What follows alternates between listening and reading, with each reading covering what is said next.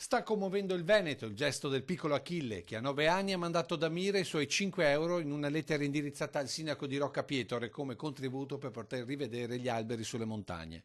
Anche per il presidente del Veneto questo gesto merita un premio, magari l'incontro del bambino con il primo cittadino del paese simbolo della devastazione nel Bellunese. Bisognerà farlo incontrare col sindaco di Roccapietore. Ma sì, ma penso che avverrà questo incontro, ne ho parlato con Andrea De Bernardini, mi ha fatto aver subito la lettera del piccolo e dei 5 euro e questa lettera no, nella quale lui dice mi piacerebbe fare il forestale.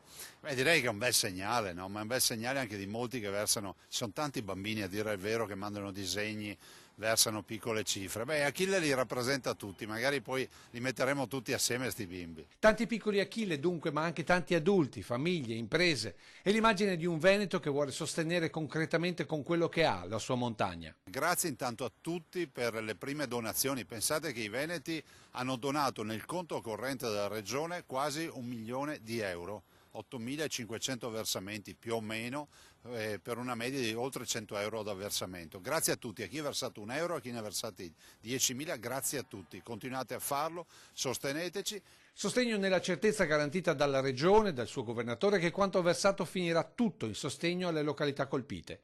Sostegno Veneto e sostegno dallo Stato. È di ieri sera il Consiglio dei Ministri che ha varato una prima tranche di denaro pubblico. C'è stata una prima erogazione di 50 milioni, dei quali noi abbiamo avuto 15 milioni, ce ne sarà un'altra di 200 milioni in settimana, dai quali dovremo avere una buona cifra, ma ce ne aspettiamo ancora tanti, visto e considerato che il danno è di circa 1 miliardo di euro. È una grande sfida, mai nessuno si è trovato a dover recuperare 100.000 ettari di bosco.